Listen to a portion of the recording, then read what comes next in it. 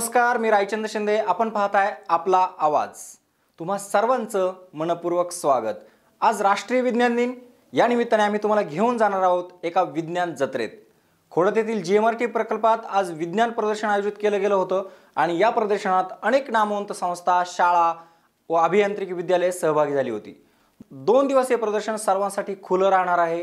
ग्रामीण भागातील विद्यालये, महाविद्यालये, शाळांना गणित, भौतिक आणि रसायन व जीवशास्त्रीय प्रकल्प प्रदर्शित करण्यासाठी या ठिकाणी मागील 15 वर्षापासून विनामूल्य व्यासपीठ देण्यात आलं आहे. प्रदर्शनात माध्यमिक, उच्च माध्यमिक, प्राथमिक आणि अभियांत्रिकी अशा 4 गटांमध्ये विभागणी केली गेली होती. या प्रदर्शनामध्ये खगोलशास्त्रज्ञांशी थेट संपर्क साधून प्रश्न विचारण्याची सोय सुद्धा होती. विशेष म्हणजे विद्यार्थ्यांसोबत शेतकरी, महिला आणि सामान्य नागरिकांनीही या प्रदर्शनाला भेट दिली आणि मोठी गर्दी केली होती. याच विषयीचा आमचा हा स्पेशल रिपोर्ट आहे. पाहूयात आपला आवाज स्पेशल विज्ञान जत्रा.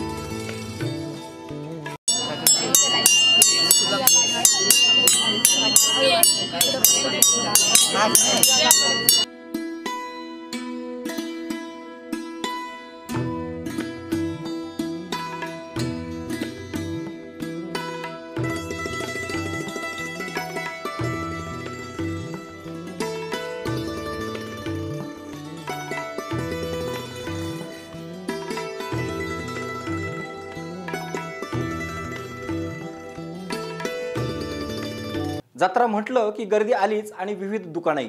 पण या विज्ञान जत्रेत एक दुकान होतं, ते विज्ञान पुस्तकाचं. या ठिकाणी विज्ञान पुस्तक घेण्यासाठी मोठी गर्दी जमली होती आणि मागणीही चांगली होती.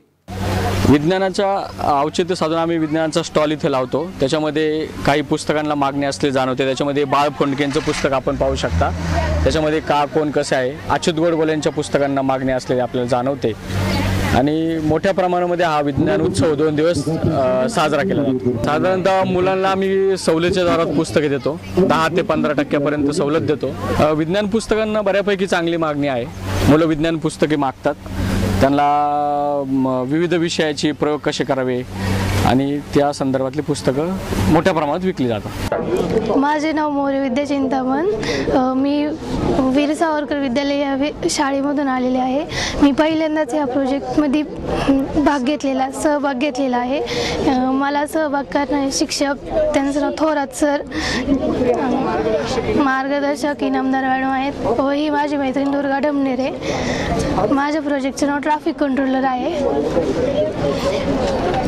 हा प्रोजेक्ट अपघातांपासून बचाव होण्यासाठी केलेला आहे. 4 रस्ते एकत्र येतात, त्यावेळेस ॲक्सिडेंट होण्याची जास्त शक्यता असते.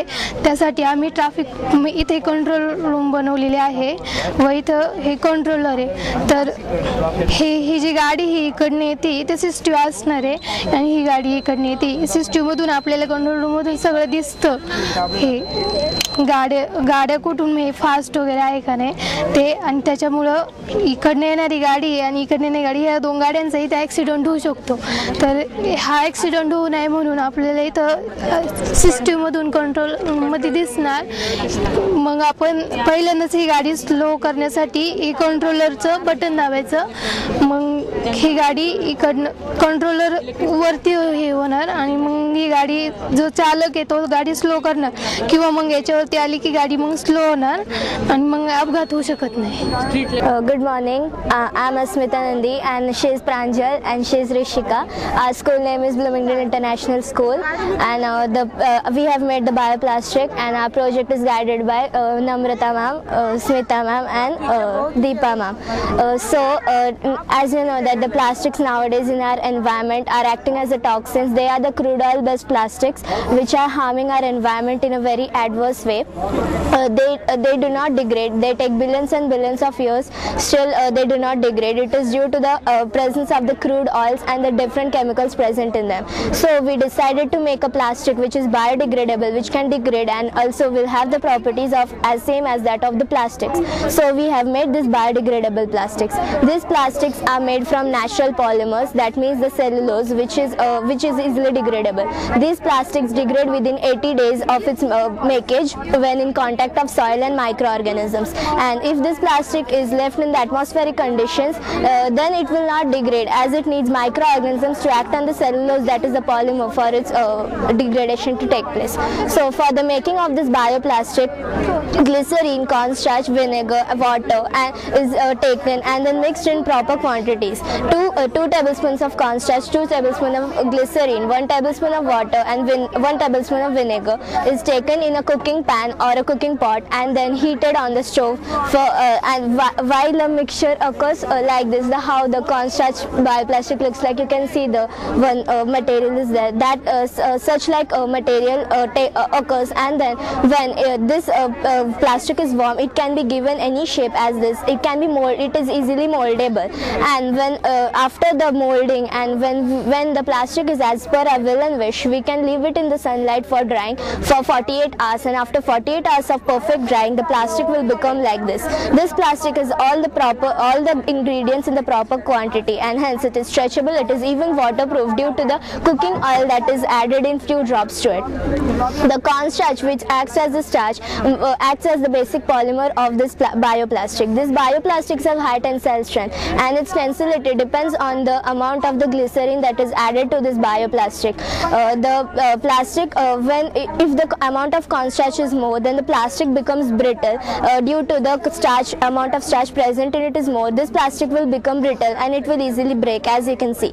And if the ingredients are in proper quantity, then it will become even stretchable, and it will act as the normal plastic which are used in our environment, but it can be easily degraded and thus will not harm the environment. There are also milk. We have also made this milk plastic. It is as hard as a PVC, but the only thing is that it can easily degrade. You can touch and see this plastic is too hard. It is made just from vinegar and milk. For this, we have to take first 2 cups of milk and then add 2 tablespoons of vinegar to it, 1 tablespoon per cup of milk. You can see such after adding the vinegar, such white residue will occur. Then we have to strain it through the strainer. The water content must be absorbed from it. We can use even a blotting paper to absorb the water. Then the milk, then the residue which is obtained, it can be given or molded into any shape as we want, and then it must be left in the sunlight for drying for about 24 hours of perfect drying, and then such types of plastics will be formed. And the costing of this bioplastic making is also very less as compared to that of the crude oil based plastics. Thank you. And if you want any more reference, you can refer the report that we have made. न्यूटनचा third law तुम्हाला माहित असेल किंवा नसेलही, पण मी घेऊन जाणार आहे आता याच विषयीच्या प्रकल्पाकडे. खोडद विज्ञान केंद्राची मयुरी नाईकरे सांगते याच विषयी. माझे नाव नाईकरे मयुरी काळूराम. मी महात्मा फुले विद्यालय खोडद मध्ये शिकते. आम्ही हा प्रयोग सायन्स सेंटर खोडद मध्ये म्हणजे सायन्स सेंटर मध्ये केला आहे. हा आम्ही न्यूटनच्या तिसऱ्या नियमावर म्हणजे न्यूटनचा तिसरा नियम म्हणजे जेव्हा एक वस्तू दुसऱ्या वस्तूवर बल लावते तेव्हा तीच वस्तू उलट त्या वस्तूवर बल लावते याच्यावर आधारित आहे. जेव्हा आपले लक्ष या बॉलकडे असतं तेव्हा त्याला आपण हे सहजरित्या करू शकतोय. जेव्हा आपण हे आपलं लक्ष बॉलकडे नसतं तेव्हा हा बॉल खाली पडतो आणि हे लक्ष केंद्रित करण्याचं खूप मोठं म्हणजे आपण जेव्हा रोज जर केलं 10-15 वेळा साधारणतः तर आपल्या अभ्यासाकडे खूप लक्ष वाढतंय. याच्यावर हा आधारित प्रयोग आहे. जर आपण ही अ बाजू आणि ही ब बाजू बाजूवरून हा बॉल ब बाजूला येतो, ब बाजूवरून अ ला येतो, असा हा प्रयोग आहे. जर आपलं लक्ष नसेल याच्यावरून कॉन्सन्ट्रेशन खूप वाढतं. आपण आपले कॉन्सन्ट्रेशन किती हे पण कळतं. आणि हा न्यूटनचा तिसरा लॉ आहे. तिसरा लॉ म्हणजे तिसरा नियम. मित्रांनो, प्लॅस्टिक रिसायकलिंग ही सध्या मोठी समस्या आहे.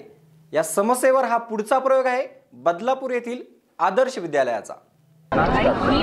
माझं नाव गणेश सुरेश सुपे, हा दर्शन वसंत महाजन, हा मी प्रोजेक्ट तयार केला आहे. कुळगाव बदलापूरमधून आदर्श विद्या मंदिर या शाळेतनं आम्ही आहोत. आमच्या प्रोजेक्टचं नाव आहे recycling of plastic and plantation of tree. मग आम्ही काय केलं, हे ज्या 3 प्लास्टिकच्या बॉटल आहेत ज्या वापरून झालेल्या आहेत, हा स्टँड आहे. हे जे फर्निचर वापरून झाल्यावर ही आम्ही रस्त्यावरून जी लाकडं गोळा केली आहेत आणि त्यांच्याद्वारे आम्ही हा स्टँड बनवलेला आहे. नंतर हे जे प्लास्टिकचे धागे ते वापरलेले धागे आहेत जे आपण इतर कोणत्याही कामासाठी, वस्तू बांधण्यासाठी किंवा कशासाठी वापरतो. मग आम्ही काय केलं, फर्स्ट ऑफ ऑल ह्या ज्या प्लास्टिकच्या बॉटल आहेत यांना गोणपाट जे असतं ते लावले, कारण की प्लांट उगवण्यासाठी त्यांना थंडपणा आवश्यक असतो आणि तो आम्ही हा गोणपाट ओलं करून त्यांना देतो. तर आम्ही ते जॉईंट केलं गोणपाट या 3 बॉटलांना.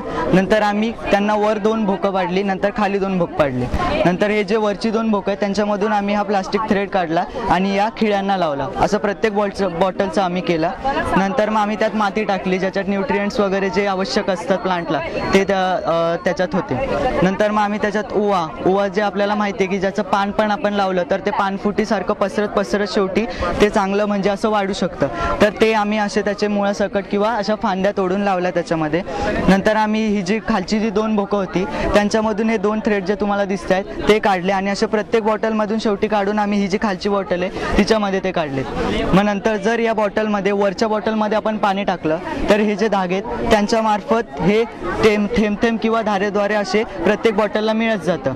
आता जे प्लांट आहेत ते त्यांना जेवढं लागतं पाणी ते तेवढंच घेतात आणि बाकीचं असं साठवून ठेवलेलं जातं, कारण की ते कुंडीमध्ये तसा प्रकार घडतो. मग तसं आम्ही हे जे पाणी आहे ते असं प्रत्येक खाली भेटत जातं प्रत्येक प्लांटला. मग शेवटी जे पाणी उरतं ते या बॉटलमध्ये साठतं. मग ही जे बॉटलमध्ये नक्कीच ते पाणी गढूळ असणार आहे, त्याच्यात माती मिक्स असेल, त्यामुळे ते पाणी तर आपण असं वाया जाऊन देऊ शकत नाही. मग ते पाणी आम्ही काय केलं, हा होममेड फिल्टर तयार केला आहे. याच्यामध्ये फिल्टर पेपर आहे, कापूस आहे, टिश्यू पेपर आहे आणि लाकडी कोळसा आहे, मग दगडी कोळसा आहे. आणि मग आम्ही याच्याद्वारे ते जे गढूळ पाणी होतं त्या फिल्टरमध्ये टाकलं आणि असं ते फिल्ट्रेट केलं आणि असं स्वच्छ केलं, ज्याच्यामुळे आपण हे पाणी जे युजेबल असं झालं आहे, जे आपण इतर कोणत्याही कामांसाठी वापरू शकतो किंवा परत आपण या प्रोजेक्टसाठी वापरू शकतो. अशा प्रकारे याच्यातून प्लांटेशन पण होतं ट्रीचं, वनस्पतींचं, नंतर पाणी पण वाचवलं जातं आणि प्लास्टिक रिसायकल पण होतं. असे 3 प्रकारचे फायदे आपल्याला याच्यातून होतात, जे आत्ताच्या काळासाठी 21व्या पिढीमध्ये खूपच आवश्यक आहे. असा आमचा प्रोजेक्ट. आता जाणून घेणार आहोत कृष्णविवरांबाबत. तुम्ही नदीपात्रात किंवा वातावरणात तयार होणारे भोवरे पाहिले असतील. अशा प्रकारचे भोवरे अंतराळात सुद्धा तयार होतात. या कृष्णविवरांना वैज्ञानिक भाषेत ब्लॅक होल म्हणतात. पाहूयात काय आहे नेमका प्रकार, सांगते बदलापूरची मुग्धा आणि Purva. Welcome in the mysterious world of black hole. मी मुग्धा. मी पूर्वा. आम्ही आदर्श शाळेमधून आलो आहोत बदलापूर. सो आज आम्ही एक ब्लॅक होलचं मॉडेल तयार केलं आहे. म्हणजे आपल्या आकाशामध्ये ब्लॅक होल ही अशी जागा असते की तिथे खूप ग्रॅव्हिटी असते. सो त्याचं तिथे जर एखादा ऑब्जेक्ट गेला तर त्याचं काय होईल त्याच्याबद्दल आम्ही एक मॉडेल केलं आहे. तर सर्वात आधी ब्लॅक होल कसा तयार होतो थोडक्यात. एक तारा जेव्हा असतो तेव्हा त्याच्यामधले जे हायड्रोजनचे ॲटम्स असतात तो फ्यूज करून त्याच्यापेक्षा हेवियर एलिमेंट्स तयार करतो आणि अशी प्रोसेस जेव्हा लास्टच्या स्टेजला पोहोचते तेव्हा तो तारा खूप मोठा झालेला असतो आणि तो खूप मोठा झालेला तारा त्याच्यामधलं प्रचंड टेम्परेचर आणि त्याच्या खूप जास्त अशा मासमुळे तो कोलॅप्स होतो आणि त्याच्यामध्ये त्याचं सगळं जे मास असतं तो एका छोट्याशा पॉईंटमध्ये इम्प्लोड होतं. सगळं मास एकवटलं जातं आणि तिथे एक छोटासा एक रिजन तयार होतं ज्याला ब्लॅक होल असं म्हणतात, जिथे इंटेन्स ग्रॅव्हिटी असते. सो द ब्लॅक होलचं स्ट्रक्चर आता माझी मैत्रीण पूर्वा सांगेल. Black hole is a perfect black body which do not reflect light. It absorbs light 100%. So black होलचं आम्ही जे मॉडेल तयार केलं आहे तर ब्लॅक होलच्या सगळ्यात बाहेरच्या बाजूला असते ती म्हणजे ॲक्रेशन डिस्क. ती सतत वाढत असते आणि त्याच्यामध्ये ब्लॅक होल तयार होताना जे मॅटर असतं ते त्याच्यामध्ये फिरत राहतं. एखादं ऑब्जेक्ट इव्हेंट होरायझॉन ही ब्लॅक होलची डेडलाईन आहे त्याच्या पुढे गेलं तर ते प्रचंड ताणलं जातं आणि ते ब्लॅक होलमध्ये एका सर्क्युलर पाथमध्ये त्याच्या सेंटरला म्हणजे सिंग्युलॅरिटीला जातं. एखादं ऑब्जेक्ट त्याच्या आतमध्ये गेलं की जर समज आपण गेलो, आपला माणूस गेला, तर त्याचा आकार अतिशय एका केसासारखा बारीक होईल आणि तो त्याच्यामध्ये खेचला जाईल आणि तो त्याच्या सिंग्युलॅरिटी म्हणजे त्याच्या सेंटरमध्ये चालला जातो. तर ब्लॅक होल ही एक अशी जागा आहे जी आपण बघू शकत नाही, पण आपण त्याला डिटेक्ट करू शकतो ते ॲक्रेशन डिस्कमधल्या मॅटरमुळे. ॲक्रेशन डिस्कमध्ये मॅटर असतं, ते रेडिएशन्स आणि एक्सरेज बाहेर सोडत असतं आणि ते एक्सरेज आणि रेडिएशन्स आपण पृथ्वीवरनं डिटेक्ट करू शकतो आणि आपण असं सांगू शकतो की तिथे एक ब्लॅक होल आहे. असं म्हणतात की प्रत्येक गॅलेक्सीमध्ये त्याच्या सेंटरला एक ब्लॅक होल असतं. तसंच आपल्या मिल्की वे गॅलेक्सीच्या सेंटरला पण एक ब्लॅक होल आहे, त्याला सॅजिटेरियस ए असं म्हटलं जातं. आता जाणून घेऊया मिनी सोलर प्लांट विषयी. आळे येथील बीजे कॉलेजची अमृता आवटे काय सांगते पाहूया. नमस्कार, मी आवटी अमृता. मी बीजे कॉलेज या कॉलेजमधून आलेली आहे. मी माझा प्रोजेक्ट आहे मिनी सोलर पॉवर प्लांट. हा माझा सहकारी ऋषिकेश पाचपुते. माझा प्रोजेक्ट आहे मिनी सोलर पॉवर प्लांट. आपण या प्रोजेक्टमध्ये आपण मिरर आणि स्टीम टर्बाईन यूज केलेला आहे. हे जे मिरर सनचे जे रेडिएशन असतात ते मिररवर पडतात आणि आपण ते मिररच्या सहाय्याने ह्या स्टीम टर्बाईनवर रिफ्लेक्ट करणार आहोत. या स्टीम टर्बाईन मध्ये आपण साधं जे रेग्युलर वॉटर असतं ते यूज केलेलं आहे. ते रेडिएशन आपण मिररच्या सहाय्याने स्टीम टर्बाईनवर आपण रिफ्लेक्ट करणार आहोत. त्यामुळे हे स्टीम टर्बाईन हीट होतं. स्टीम टर्बाईन हीट झाल्यामुळे ते आपण जे वॉटर यूज केलं ते पण हीट होतं आणि त्याची स्टीम जनरेट होते. त्यामुळे हा फॅन फिरतो क्लॉकवाईज डिरेक्शनला आणि हा क्लॉकवाईज डिरेक्शनला फिरतो आणि आपली इलेक्ट्रिसिटी जनरेट होते. आपल्याला आउटपुट इनपुट आपल्याला एकच आहे, आउटपुट किती पण देतात. आपण ती एनर्जी स्टोअर पण करू शकतो आणि वापरू पण शकतो. स्टीम कशी स्टोअर होते? ही स्टीम आपण जे हीट होणार आहे ना, आतमध्ये जे वॉटर आहे ना ते वॉटर हीट होतं. वॉटर हीट होणार आहे आणि इलेक्ट्रिक स्टीम जनरेट होणार आहे. ते स्टीम ही स्टीम येते ना ती, त्याच्यामुळे हा फॅन फिरतो क्लॉकवाईज. फिरलं का इकडे इलेक्ट्रिसिटी जनरेट होते. पण इनपुट आपण एकच देऊ शकतो, आउटपुट पण देऊ शकतो. आपण ते वापरू पण शकतो, स्टोअर पण करू शकतो, आपल्याला जे पाहिजे ते करू शकतो. आणि हा प्रोजेक्ट हा फक्त मिनी प्रोजेक्ट आहे. हा आपण प्रत्यक्षात मोठा पण करू शकतो. आपल्याला जिथं पाहिजे तिथं आपल्या सोयीनुसार ऍडजस्ट करू शकतो. जेवढे पाहिजे तसे मिरर लावू शकतो, जसं पाहिजे तसं इथं हे करू शकतो. आणि कुठं मग आणि त्याचे मिरर. धन्यवाद. मित्रांनो, इको फ्रेंडली हा शब्द हल्ली परवलीचा शब्द बनू पाहतोय. जय हिंद पॉलिटेक्निक कॉलेजच्या स्मार्ट इको फ्रेंडली बसचा हा प्रकल्प प्रदर्शनात सामील करण्यात आला होता. याविषयी सांगतेय Sonali. My name is Sonali, she is Akshada, she is Priyanka and she is Kajal. My college name is Jai Hind Polytechnic Kuran and my project name is Smart Eco-Friendly Bus.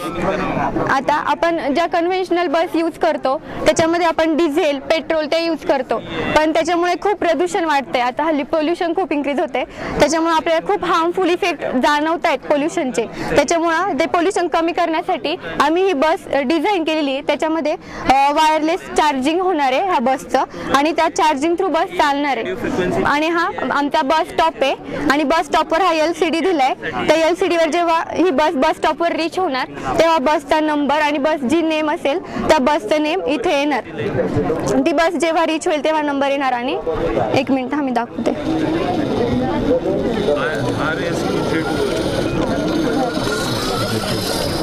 आता तो मेसेज काय आलाय, बस is detected आणि number 316 number आलाय तो. आणि हा show card message आहे, तो नेक्स्ट बस असणार त्या बससाठी तो शो कार्ड मेसेज आहे. आणि जेव्हा ह्या दोन कॉन्टॅक्टलेस वायर एक म्हणजे प्लेट समोरासमोर येणार तेव्हा इथे चार्जिंग स्टार्ट होते बसची. बॅटरीचे स्टेटस इंडिकेट करण्यासाठी आम्ही हा ओपॅम्प यूज केलाय. तो कॉम्पॅरेटर म्हणून ऍक्ट होतो आणि त्याच्यामुळे त्याचे आपल्याला स्टेटस इंडिकेट होते की किती चार्जिंग आहे. तर 3 व्होल्ट, 6 व्होल्ट, 9 व्होल्ट आणि 12 व्होल्टसाठी. आणि हा आमचा डेपो युनिट आहे. डेपो युनिटमध्ये कंटिन्युअसली चार्जिंग असणार बसची चालू. जेव्हा या बसचे दोन्ही पण प्लेट समोरासमोर येतील, सेकंडरी प्लेट्स आणि प्रायमरी प्लेट्स, तेव्हा बसचं चार्जिंग आता इथे होत नाहीये. पण ज्या BRT लाईन्स असतात त्याच्यामुळे जे डोअर असतात त्या डोअरच्या समोरच बस एक्झॅक्ट थांबते, तेव्हा तिथं बरोबर होतं. आणि हे वायरलेस चार्जिंगचं आहे आणि हे स्टेटस इंडिकेट करण्यासाठी. आणि जेव्हा बस कंटिन्युअस मोशनमध्ये असणार तेव्हा सोलर पॅनल थ्रू होणार आणि डायनॅमो थ्रू सुद्धा चार्जिंग होणार. आणि ही सेकंडरी प्लेट आहे आणि सेम अशी प्लेट आम्ही इथे बसवली रोडच्या खाली, ती प्रायमरी प्लेट आहे. आणि जेव्हा हे समोरासमोर येतील तेव्हा चार्जिंग होणार. आणि हा RFID टॅग आहे, तो जेव्हा इथे डिटेक्ट होतो, जेव्हा EM फील्डच्या एरियामध्ये येतो तेव्हा ह्याला पॉवर भेटते. आणि जेव्हा पॉवर भेटेल तेव्हा इथं मेसेज येतो, आपल्याला जो मेसेज डिस्प्ले व्हायचा बसचा तो इथे येतो. म्हणजे जेणेकरून पोल्युशन कमी व्हावं म्हणून आम्ही आयडिया केली आहे, तर ती अस्तित्वात यावी असं आम्हाला वाटतं. या प्रदर्शनात सर्वाधिक लक्षवेधी प्रकल्प होता तो शेतीशी रिलेटेड. बेल्ला येथील समर्थ पॉलिटेक्निकच्या विद्यार्थ्यांनी बनवलेले स्वयंचलित बियाणे लागवड यंत्र नेमके कसे काम करते या यंत्राविषयी सांगतो याच कॉलेजचा हा विद्यार्थी. माझं नाव अजित पांडुरंग कोकाटे, मी समर्थ पॉलिटेक्निक बेल्ला येथून आलेलो आहे. मी TYME मेकॅनिकल या डिव्हिजनमध्ये शिकत आहे. माझा मित्र गुरुनाथ गुंडेरे आणि अजय वरपे हा आम्ही ऑटोमॅटिक सीड प्लांटिंग मशीन बनवलेलं आहे. तरी हे आपल्याला एक डिस्टन्स मेंटेन ठेवायचं असतं. कधी कधी बी पेरताना आपल्याला दाट होतं, दाट झाल्यानंतर आपल्याला ते बी व्यवस्थित येत नाही आहे, तर त्याच्यासाठी आपल्याला जर ते बी व्यवस्थित येण्यासाठी आपल्याला एक डिस्टन्स मेंटेन ठेवायचं असतं. ते डिस्टन्स मेंटेन ठेवण्यासाठी हा ऑटोमॅटिक सीड प्लांट मशीन हा प्रोजेक्ट तयार केलेला आहे. तर ज्यावेळेस आपण हे मॅन्युअली ऑपरेट करणार आहे, आपण सायकल पण यूज करू शकतो. ज्यावेळेस आपण हे ओढणार तर हे व्हील रोटेट होणार. हे व्हील रोटेट झाल्यानंतर आपण चेन ड्राइव्ह मेकॅनिझम यूज केलेलं आहे. हे आपण चेन ड्राइव्ह मेकॅनिझम हे घरच्या घरी पण वापर करू शकतो. हे ज्यावेळेस आपण चालणार त्यावेळेस हा गेअर रोटेट होणार. ज्यावेळेस हे व्हील रोटेट होणार त्यावेळेस चेन ड्राइव्ह मेकॅनिझम रोटेट होणार. हे रोटेट झाल्यानंतर हा गेअर आहे, हा गेअर जर रोटेट झाला, इथे एक होल आहे, इतक्या अंतरावरती सध्या बी पडत आहे. तर ते बी पडल्यानंतर आपल्याला जर डिस्टन्स मेंटेन ठेवायचं असेल तर आपण नंबर ऑफ होल्स पाडू शकतो. जितक्या अंतरावरती आपल्याला होल्स पाहिजेत त्या अंतरावरती आपण करू शकतो. त्याचप्रमाणे ते बी पडणार. ते बी पडल्यानंतर आपण एक अंतर हे करू शकतो. आणि जर आपल्या शेतकऱ्यांसाठी एक मोस्ट युजफुल आहे ते आपल्याला, आणि हे बिअरिंग आहे, ज्या पद्धतीने आपल्याला हे बी टाकणार आपण त्या पद्धतीने हे व्हील आहे. हे व्हील ज्यावेळेस आपण चालणार पुढे तर हे व्हील रोटेट होणार. रोटेट झाल्यानंतर चेन ड्राइव्ह मेकॅनिझम आहे, हे रोटेट झाल्यानंतर हे बी आहे. हे थोडक्यात डेमो फ्युअल नंबर. आपल्याकडे व्हेकलच्या वाढत्या संख्येमुळे प्रदूषण ही मुख्य समस्या बनली आहे. अगदी हाकेच्या अंतरावरही आपण बाईकवरच जातो. पण बाईक सोडून जर तुम्ही सायकल हातात घेतली तर चला तर पाहूयात बॅटरीवर चालणारी ही आगळी वेगळी सायकल. आमच्या प्रोजेक्टचं नाव इलेक्ट्रिक सायकल. मी बडे अभिषेक, हा भानुदास, राहुल आणि शिवाजी. आम्ही समर्थ पॉलिटेक्निक बेल्ले या ठिकाणाहून आलो आहोत. आमचं प्रोजेक्ट इलेक्ट्रिक सायकल आहे. तर सायकल आत्ता मार्केटमध्ये अशी सायकल आलेली नाही आपल्याकडे. तर सायकल आहेत पण आपल्याला जवळ जायचं असेल तरी पण आपण गाडीचा यूज करतो. त्याला अल्टरनेटिव्ह म्हणून आपण ही सायकल तयार केलेली आहे. ही बॅटरी यूज होते 250 वोल्टची, 250 वॅटची ही बॅटरी मोटर आहे 250 वॅटची. तिला 12 वोल्टच्या 2 बॅटरी यूज करून आपण इलेक्ट्रिक सप्लाय प्रोव्हाइड केलेला आहे. इथं कंट्रोलर आहे, जेव्हा आपण फिरवतो तेव्हा ही स्पीड घेते. आत्ताच्या काळात पोल्युशन, आता मेन इंडियामध्ये हा एवढा एक हे प्रॉब्लेम आहे पोल्युशनचा. तर आपलं इको फ्रेंडली आणि पोल्युशन कमी एवढं करणं हा उद्देशाचा. एकदा चार्ज केली बॅटरी आपण तर 30 किलोमीटर जाते. 60 kg वेट कॅरी करू शकते ही सायकल. अजून काय, आणि ही सायकल कॉलेजला जाणाऱ्या मुलांसाठी प्रेफर आहे, शाळेतल्या मुलांसाठी. किती खर्च आला याला? आणि सायकल तयार करताना ही 15,000 रुपये खर्च आलेला आहे. आता थोडं वेळेविषयी. तुमच्या हातात असलेला मोबाईल किंवा घड्याळ यावरती असलेल्या वेळेनुसार तुम्ही दिवसभर धावत असता. पण ही झाली आजची गोष्ट. जरा विचार करा, घड्याळाचा शोध नव्हता तेव्हा वेळ कशी मोजली जात असेल. पाहूयात या बातमीमधून. Hello everyone, this is Siddharth. Okay, so ये हमारे पास 3 सनडायल के मॉडल हैं. ठीक है, सनडायल बेसिकली क्या होता है, इससे आप टाइम देखते हो. दैट इज सन के शेडो, सन के पोजीशन से आप टाइम पता करते हो. तो ये चीज़ काफ़ी साल मतलब बहुत पुराना है. जो ये मेथड है ये काफ़ी पुराना है। जैसे आप यहाँ देखोगे सम्राट यंत्र है जयपुर में, फिर उसके बाद ये कोणार्क सन टेम्पल है। तो ये सारी चीज़ें बहुत साल पहले डेवलप की गई थी, ठीक है, क्योंकि पहले ऐसी घड़ियाँ नहीं होती थी कि लोग ऐसे टाइम देखें। तो पहले क्या होता था कि दिन को पहर में बांटते थे, पहला पहर, दूसरा पहर, तीसरा पहर, ऐसे पहर में बढ़ता था। तो टोटल 8 पहर होते थे 24 घंटे में, ठीक है। तो अभी हम लोगों ने क्या किया है कि ये जो सन डायल है ये सन के पोजीशन से आपको टाइम बताएगा। तो हमारे पास 3 मॉडल है। पहला है इक्वेटोरियल सन डायल, दूसरा है एनालिमेटिक सन डायल और तीसरा है ये आपका क्राफ्ट पेपर का, ठीक है। तो हम पहला ये देखते हैं, ठीक है। तो ये वाला जो सन डायल है ये आपको अगर आप थोड़ा इमेजिन करो, ठीक है, तो ये अर्थ एक ऐसा स्फीयर लो, तो it is like earth model, ठीक है। फिर उस स्फीयर को आप ऊपर वाले एक्सिस से कट करो। जैसे जो अर्थ का ये मॉडल है, अगर हम इसको यहाँ से हाफ कट करते हैं, ठीक है, और ये हाफ कट करने के बाद हम इसको ऐसे ले डाउन करते हैं, ठीक। तो ये जो है ये अर्थ के एक्सिस के पैरेलल है, क्योंकि जो हमारा लोकल लैटिट्यूड है 19.1 डिग्री, उतने पे हमने इसको ऐसा इंक्लाइन किया है, ठीक है। लैटिट्यूड लॉन्गिट्यूड आप लोग जानते होगे ना, ठीक है। तो हमने अपने लोकल लैटिट्यूड पे इसको इंक्लाइन किया है, ठीक है। तो ये जो रॉड है इसको बोलते हैं जीनोम, ठीक है। ये अपने अर्थ के एक्सिस के पैरेलल है, ठीक है। सेकंड ये जो है इसको बोलते हैं डायल प्लेट। ये जो डायल प्लेट है ये अपने इक्वेटर के पैरेलल है, ठीक है। तो अगर इसको ऐसा पूरा मिला दे तो ये अर्थ का एक मॉडल बन जाएगा, ठीक है। और ये मॉडल अपने अर्थ के पैरेलल होगा, ठीक है। अब सपोज ये अर्थ का मॉडल है और सन का मूवमेंट ऐसे हो रहा है, ठीक है। तो सन का मूवमेंट होगा तो इसकी शेडो पूरे डायल पे कहीं कहीं आएगी, ठीक है। तो जैसे अभी इसकी डायल यहाँ पे 12:15 पे, ठीक है। यहाँ डिवीजन 1 2 3 4 5 6 12:10 पे, ठीक है। तो अभी आपके यहाँ पे टाइम हो रहा है 12:10, लेकिन ये यहाँ का जो टाइम है ये 12:10, ये यहाँ का लोकल टाइम है, ठीक है, लोकल सोलर टाइम, ठीक है। बट हम लोग कौन सा टाइम फॉलो करते हैं? रिस्ट वॉच का, ठीक है, जो इंडियन स्टैंडर्ड टाइम है। तो उसमें हमें करेक्शन ऐड करना होगा। तो हमारा यहाँ का लॉन्गिट्यूड जो है वो है 74 डिग्री, ठीक है। और IST का लॉन्गिट्यूड कितना है, किसी को पता है? एनीबॉडी? जीके का क्वेश्चन है। 82.5 बेट करेक्ट। तो 74 डिग्री हमारा यहाँ का लोकल है और IST है 82.5। कितने का डिफरेंस आया? 8.5 डिग्रीज का, ठीक है। अब अर्थ का जो मूवमेंट होता है तो हर लॉन्गिट्यूड को पार करने में उसको कितने मिनट लगते हैं? ज्योग्राफी का क्वेश्चन है। लॉन्गिट्यूड 1 डिग्री पार होने में कितना टाइम लगता है? 4 मिनट्स, करेक्ट। तो 8.5 गेट मल्टीप्लाइड बाय 4, कितने मिनट्स आए? 34 मिनट्स, ठीक है। तो 34 मिनट्स का एक करेक्शन होगा। दूसरा क्या होता है, सन का पोजीशन साल भर चेंज होता है। जैसे गर्मियों में आपका दिन बड़ा होता है, रात छोटी होती है। जाड़े में दिन छोटा होता है, रात बड़ी होती है। और साल में 2 दिन ऐसे हो जब दिन और रात बराबर होते हैं, ठीक है।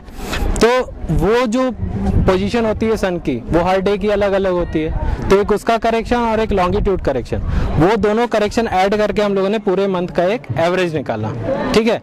तो फेब मंथ के लिए वो 49 है और मार्च मंथ के लिए वो 43 मिनट्स है, ठीक है। तो सपोज अभी 12:15 से थोड़ा कम है, 12:15 है। 12:15 में अगर आप 43 मिनट्स ऐड करोगे तो कितना होगा? या 12:58, ओके। अभी किसी के पास रिस्ट वॉच है? टाइम देखो exact, okay. So this is the way it works. Second जो मॉडल है ये आपका एनालिमेटिक सन डायल है, ठीक है। सो इसमें आपको लॉन्गिट्यूड करेक्शन नहीं करना है, केवल जो करेक्शन ऐड करना है वो केवल सन के पोजीशन का करेक्शन ऐड करना है, ठीक है। तो वो फेब मंथ के लिए जैसे 15 मिनट्स का है, मार्च के लिए 11 मिनट्स का है। और आज हम मतलब फेब के एंड पे हैं, 28 पे हैं, ठीक है। तो हम ऐसा एक ले सकते हैं कि 11-12 मिनट का डिफरेंस ऐड कर सकते हैं। तो अभी जो टाइम है इस पे अगर आप उसमें नंबर ऑफ मिनट्स ऐड करेंगे then you will get the correct time. And the third model जो आप ये है, ये आप ले सकते हो वहाँ से एक। तो इसमें भी सेम मेथड है। यू हैव टू पहले इसको ऐसे फोल्ड करने का, ठीक है, देन अगेन ऐसा ऊपर की तरफ फोल्ड करने का और ऐसा ये 3 मार्क दिए हैं आपको। उसके बाद इसको नॉर्थ की तरफ रखना है आपको, ठीक है, टुवर्ड्स नॉर्थ, ठीक है, नॉर्थ डायरेक्शन अपना इधर है, टुवर्ड्स नॉर्थ रखना है और एक प्लेन पे ऐसे, ठीक है, ऐसा बराबर सा पार्ट प्लेन पे। और उसके बाद जो प्रोजेक्शन आएगा वो प्रोजेक्शन रीड करके यहाँ एक टेबल दी हुई है, ठीक है, ये टेबल है, ये टेबल से आपको नंबर ऑफ मिनट्स ऐड करने हैं, then will get again the correct time of your wrist watch. आपली सूर्यमाला आणि सौरगंगा याबद्दल आपण खूपदा ऐकलं असेल, पण थोडं डिटेल जाणून घेऊयात या विषयातील स्पेशलायझेशन असलेल्या पल्लवी आणि ऋतुजाकडून। नमस्कार, माझं नाव पल्लवी आणि मी MSc फिजिक्स करते। त्यात आपण इथे सनच्या बद्दल शिकणार आहे आज। सन काय असतं, आपण जे काही लाईट आणि हीट बघतोय आपल्या डोळ्यांचं समोर जे येतं त्यांना लाईट जे काही असतात ते सन पासून आपल्याला भेटतं। तसंच जसं आपलं हृदय असतं, सनचं ओन हृदय आहे कोर, त्यांना कोर म्हणतात। कोरच्या आतमध्ये खूप गॅसेस आहे त्यांचं कॉम्पोजिशन आपण सांगू शकतो ॲज अ हायड्रोजन, हिलियम आणि रेस्ट गॅसेस। हायड्रोजनचं कन्वर्जन होतं हिलियम मध्ये, त्यामुळे खूप प्रचंड प्रमाणात उष्ण जे आहे ते बाहेर पडतात। रेडिएटिव्ह झोन मध्ये, कन्व्हेक्टिव्ह झोन मध्ये पास होऊन त्या सनच्या सरफेस पासून बाहेर पडतात। तसं आपल्याला जे लाईट आपण आता बघतोय ते आपल्याला फील होतं आणि आपण बघू शकतात। तसंच आपल्याला एक आहे मिल्की वे गॅलेक्सी आहे। मिल्की वे गॅलेक्सीचा एक छोटासा पार्ट आहे सन। तसं खूप गॅलेक्सीज आहे आपल्या युनिवर्स मध्ये। एक गॅलेक्सी आहे त्यांना आपण मिल्की वे गॅलेक्सी म्हणतात आणि त्या गॅलेक्सीचा एक छोटासा पार्ट आहे सन। सनचा ओन फॅमिली आहे, त्यांना आपण म्हणतात सोलार सिस्टम। आणि सन पासून जे सनच्या आतमध्ये जे कोर आहे त्यापासून सरफेस पर्यंत येणारी लाईटला 10 वर्ष लागतात सरफेसला पोहोचायला। तसंच आपला सरफेस नंतर जे लाईट येतात बाहेर पडतात आपल्या अर्थच्या सरफेसकडे 8 मिनिटात पोहोचतात। हे डिफरन्स असा आहे की कोरच्या आतमध्ये खूप रिॲक्शन्स होतात, त्या रिॲक्शन सनच्या सरफेसमध्ये पोहोचायला खूप वेळ लागतात, म्हणून 10 वर्ष होतात। Hello, my name is Rutuja Satpute from Modern College. So मी आज तुम्हाला सोलार सिस्टम म्हणजे सौरगंगा काय असते ते एक्सप्लेन करते। सो तुम्हाला माहिती आहे तुम्ही राहता कुठे? पृथ्वीवर। पृथ्वी एक ग्रह आहे, एक प्लॅनेट आहे। तर असे आपल्या सूर्यमालेमध्ये 8 प्लॅनेट्स आहेत। पृथ्वी आपला 3rd नंबरला आहे। पहिले 2 प्लॅनेट्स म्हणजे मर्क्युरी आणि व्हीनस, जिथं कुठली लाईफ नाही आहे बिकॉज ऑफकोर्स ते खूप गरम आहेत, ते सूर्याच्या खूप जवळ आहेत, त्याच्यामुळे इथे खूप गरम ॲटमॉस्फिअर आहे, त्याच्यामुळे तिथं कुठली लाईफ नाही आहे। पृथ्वी आणि मार्समध्ये चांगलं ॲटमॉस्फिअर आहे, पृथ्वीमध्ये आपण जगतोय, म्हणजे तो जास्त गरम पण नाही आहे, जास्त थंड पण नाही आहे। मार्स आणि ज्युपिटरमध्ये एक ॲस्ट्रॉइड बेल्ट येतो, म्हणजे एक दगडांनी तयार झालेला एक बेल्ट आहे जो सूर्याच्या भोवती फिरतोय। ज्युपिटर आणि सॅटर्न खूप मोठे ग्रह आहेत बाकीच्या ग्रहांच्या कंपेअरमध्ये, आणि जे की हेलियम आणि हायड्रोजन ॲटमच्या गॅसेसमुळे तयार झालेले आहेत। नॅप्च्यून आणि युरेनस जे सूर्यापासून खूप लांब आहेत, त्याच्यामुळे त्यांचं ॲटमॉस्फिअर खूप गार आहे, खूप थंड आहे, त्याच्यामुळे तिथं कुठली लाईफ नाही होऊ शकत। असे 8 प्लॅनेट्सनी आपली सौर्यमाला तयार झालेली आहे। आता हेच फक्त प्लॅनेट्सच याचा हिस्सा आहेत का? तर नाही, आपल्या सौरमालात कॉमेट्स पण असतात। कॉमेट्स म्हणजे धूमकेतू जे 67 इयर्स नंतर एकदा दिसतात आपल्याला। त्याच्यानंतर ॲस्ट्रॉइड म्हणजे खूप सारे प्रकारचे मेटल्स किंवा दगड जे असतात जे सूर्याभोवती असे फिरत असतात, ते म्हणजे ॲस्ट्रॉइड। सॅटेलाइट्स पण एक पार्ट आहे आपल्या सूर्यमालेचा। ओके, तर ही सूर्यमाला येते कुठे म्हणजे आहे कुठे? ते एक मोठी मिल्की वे गॅलेक्सी आहे, त्याच्या एका छोट्याशा भागामध्ये आपली ही पूर्ण सूर्यमाला आहे, आणि अशा करोडो सूर्यमाला या मिल्की वे गॅलेक्सीमध्ये आहेत। पण आपल्याला कुठली माहिती आहे? तर फक्त ही आहे। आता ही मिल्की वे गॅलेक्सी येते कुठे? तर आपला युनिवर्स आहे, जिथं 1000 करोड गॅलेक्सीज आहेत, त्यातली एक गॅलेक्सी म्हणजे आपली मिल्की वे गॅलेक्सी, ज्याच्यामध्ये 100 करोड सूर्यमाला आहेत, त्यातली एक सूर्यमाला म्हणजे आपली सूर्यमाला। ओके, सो या सगळ्या नॅचरल ॲक्टिव्हिटीज आहेत खालच्या। मून फेजेस म्हणजे पौर्णिमा, अमावस्या जे आपण नेहमी रोजच बघतो। परत इक्लिप्स म्हणजे ग्रहण, सूर्यग्रहण, चंद्रग्रहण हे पण आपण नेहमी बघतो, तो पण एक ॲस्ट्रॉनॉमिकल इव्हेंट आहे। परत ऑरोरा बोरालिस हे फक्त नॉर्थ पोलमध्ये होतं, जिथं खूप थंडी असते तिथे होतं। तर इथे काय होतं, जे सूर्याचे गरम रेज असतात जेव्हा नॉर्थ पोलमध्ये येतात तिथे एक रिॲक्शन घडते आणि त्याच्यामुळे असे कलरफुल पॅटर्न टाईप बेल्ट तयार होतात, असतात आणि हे नेहमी नॉर्थ पोलमध्ये होतं. तुम्ही नेटवर हे पाहू शकता. त्याच्यानंतर मेटेअर शॉवर हा वर्षातून एकदा किंवा दोनदा होतोच. तर याच्यामध्ये काय असतं, जे ॲस्ट्रॉइड्स असतात किंवा दगड असतात, असं बंच ऑफ दगड ना असल्या पृथ्वीच्या ॲटमॉस्फिअरमधनं असे जात असतात. हायड्रोजनमुळे ते बर्न होतात, त्यांच्यामध्ये आग लागते आणि ते असे खाली पडताना आपल्याला दिसतात. पण ते ॲक्च्युली फॉलिंग स्टार, पण ते ॲक्च्युली फक्त पृथ्वीच्या आपल्या ॲटमॉस्फिअरच्या बाजूने जात असतात. काही खाली पडतात, म्हणजे पृथ्वी ज्यांना अट्रॅक्ट करते, जेवढं ग्रॅव्हिटेशनल फोर्सने अट्रॅक्ट करते छोटे छोटे दगड, ते खाली पडतात. पण ते खूप मोठे जे असतात, जे पृथ्वी नाही अटॅक करू शकत, ते बाजूनेच जातात. असाच एक ॲस्ट्रॉइड पडलेला पण होता, ज्याने आपलं लोणार सरोवर तयार झालेलं आहे. ते ॲक्च्युली पृथ्वीने पण अट्रॅक्ट केलं आणि त्याची वे पण आपल्या पृथ्वीच्याच बाजूने होते. त्याच्यामुळे तो खूप मोठ्या प्रमाणात आदळला आणि त्याच्यामुळे लोणार सरोवर तयार झालं. शेवटी पाहूयात या विज्ञान प्रदर्शनाला आलेल्या विज्ञान प्रेमीच्या काही निवडक प्रतिक्रिया. आम्ही या स्पेशल शोला विज्ञान जत्रा का म्हणालो, पहा काय म्हणतायत हे सगळे जत्रेकरू. माझ्या मुली दरवर्षी 4 वर्ष झाले इथं प्रोजेक्ट घेऊन येतात. मी तो एक पालक म्हणून आवर्जून तो प्रोजेक्ट पाहण्यासाठी मी दरवर्षी येतेच. यंदाही आलेले. पण खरं तर शेती उपयोग सुद्धा इथं भरपूर पाहण्यासारखं आहे. इथे म्हणजे फक्त जे सायन्स स्ट्रीट वगैरे डिप्लोमा वगैरे झालेले जे सगळे सायंटिस्ट येतात, त्यांनी न येता आपले जे शेतकरी वगैरे सगळे आहेत, त्यांनी सगळ्यांनी यावं. भरपूर ज्ञान होतंय आणि हे आपल्याला हे जागतिक विज्ञान प्रदर्शन पाहण्याची संधी आपल्या एवढी जवळ कुणालाच नाहीये. खरं तर जुन्नरकरांसाठी मी सांगते. तरी पण मला हे पाहून खूप आनंद होतोय आणि दरवर्षी यावंच. मला माझ्या शेतामधलं मी सगळं कांदा खुरपणीवर टाकून मी आज माझ्या मुलांनी आवर्जून मला घेऊन आलेलं आहे. विज्ञान जत्रा म्हणजे जशी आपल्या गावची यात्रा असते, 2 दिवस आपण सर्व कामं ठेवून घरात बसता पाहुणे रावळ्यांचं स्वागत करता, तसंच हे जागतिक जे विज्ञान प्रदर्शन आहे, आपण हे 2 दिवस जुन्नरकरांसाठी तरी खास आपली इथे दौंड बारामती तिकडून भरपूर प्रोजेक्ट घेऊन आलेले आहेत, पुणे मुंबईवरून. आपण यांचं स्वागत करण्यासाठी आपल्या भूमीत यावं आणि सर्वांचं स्वागत करावं. इथे आम्ही जय हिंद कॉलेज ऑफ इंजिनिअरिंगवरून आले प्रोजेक्ट्स पाहायला. इथे खूप सारे प्रोजेक्ट्स आहेत, ते जे लहान मुले शाळेतली जी मुले आहेत ना त्यांनी पण आणले ते, आणि जे कॉलेजचे आहेत त्यांनी पण आणले ते.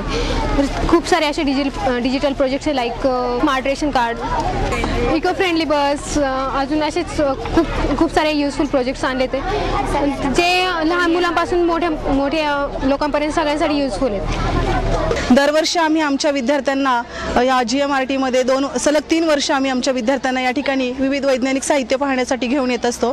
याचबरोबर तालुका स्तरावरती जे विज्ञान प्रदर्शन असेल किंवा जिल्हा स्तरावर आता नुकतंच कुराण या ठिकाणी जे विज्ञान प्रदर्शन झालं, त्या ठिकाणी सुद्धा आम्ही आमच्या विद्यार्थ्यांना घेऊन गेलेलो होतो. यामागचा आमचा एकच हेतू असतो की आमच्या विद्यार्थ्यांमध्ये वैज्ञानिक दृष्टी निर्माण व्हावी, त्यांच्यामध्ये चिकित्सकपणा निर्माण व्हावा आणि त्यांनी वेगवेगळ्या प्रकारचं साहित्य तयार करावं. कारण आजचे हे जे छोटे बाल कलाकार आहेत किंवा हे विद्यार्थी आहेत, हे उद्याचे भारताचे भावी पिढीचे नागरिक आहेत आणि ते आपल्या देशाचे आधारस्तंभ आहेत. त्यांच्यामध्ये चांगला एक नागरिक घडावा, त्यासाठी आम्ही सतत वेगवेगळ्या प्रकारचे उपक्रम राबवतो. म्हणूनच आम्ही ह्या वैज्ञानिक सहलीचं आयोजन करून आम्ही आज आमच्या या ठिकाणी 64 विद्यार्थ्यांना सहलीसाठी आणलेलं आहे. आज आम्ही इथे सर्वजण आलो हे प्रोजेक्ट्स पाहायला, पण आणि इथे खूप छान वाटलं आम्हाला. ॲक्च्युली हे खूप वेगळंच वाटतं. आम्ही आजपर्यंत 2-3 एक्झिबिशन पाहिलेले आहेत, पण त्याच्या कम्पेअरमध्ये इथे खूप छान वाटलं आम्हाला. आणि यांची मॅनेजमेंट किंवा इथे जे प्रोजेक्ट्स आलेत ते सगळ्या स्तरावरचे आहेत, म्हणजे अगदी लहान मुलांपासून ते इंजिनिअरिंग MTech पर्यंतचे प्रोजेक्ट्स आहेत इथे GMRTला जे विज्ञान प्रदर्शन होतं ते खूप युजफुल आहे, छोट्यांसाठी आणि मोठ्यांसाठी सुद्धा. मी लास्ट टाइम माझा प्रोजेक्ट घेऊन आलेले. मी इलेक्ट्रॉनिक डिपार्टमेंटमधून आहे. ऑडिटोरियम एंट्रन्स ऑटोमेशन म्हणून प्रोजेक्ट होता, म्हणजे त्याच्यामध्ये अल्कोहोल डिटेक्टर आणि मेटल डिटेक्टर म्हणून यूज होता. आणि एक म्हणजे खूप सायन्समध्ये आवड म्हणून आम्ही बघायला येतो, आम्ही सगळ्या फ्रेंड्स मिळून. आणि अजून बाकीच्यांना पण मी सांगत असते की GMRTला जा वगैरे. सगळे जे प्रोजेक्ट सगळे जे येतात प्रोजेक्ट्स, जे छोट्यांसाठी छोट्या स्कूलमधून ते मोठ्यांपर्यंत कॉलेजेसपर्यंत सगळे प्रोजेक्ट्स इथे येतात. सगळ्यांसाठी युजफुल आणि खूप छान छान प्रोजेक्ट्स आहे आणि खूप छानच असते सायन्समध्ये. ग्रामीण भागातील तसं सर्वात मोठं विज्ञान प्रदर्शन खोडद इथं भरलं जातं GMRTच्या माध्यमातून. इथे सर्वसाधारण शेतकऱ्यांच्या प्रयोगापासून तर इंजिनियर मुलांपर्यंतचे प्रयोग इथे दाखवले जातात आणि खूप छान असं वाटलं हे पाहून. आणि खरोखर हे लोकांनी येऊन पाहिलं पाहिजे.